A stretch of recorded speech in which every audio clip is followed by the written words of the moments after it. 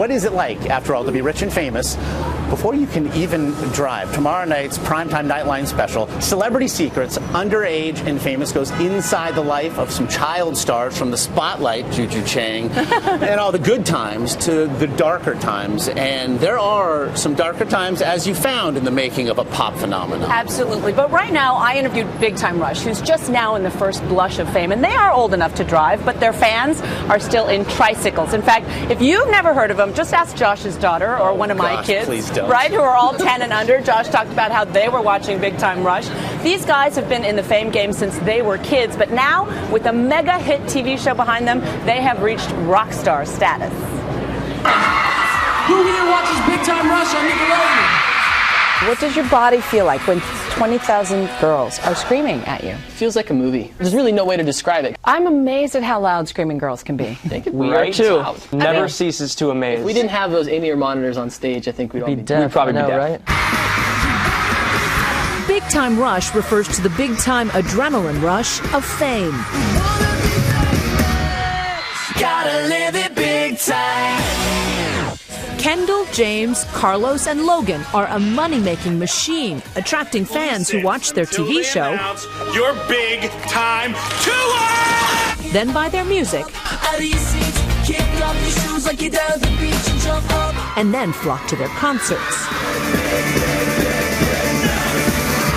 It's a tried and true formula. Create shows about kids on the road to rock stardom. It's ratings gold. Miley had Hannah Montana.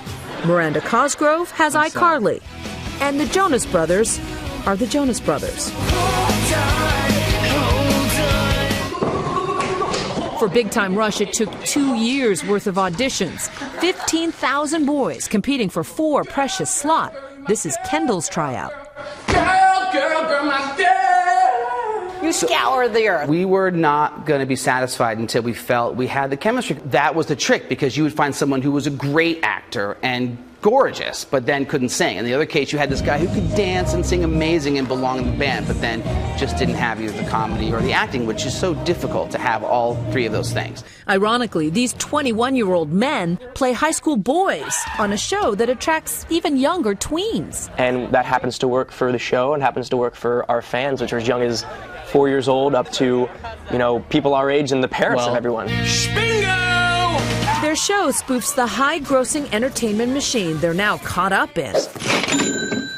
Impressive.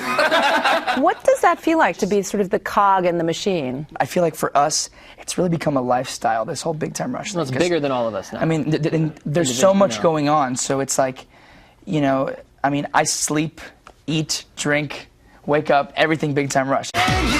Nowadays, the TV stars have become real-life rock stars on an international concert tour.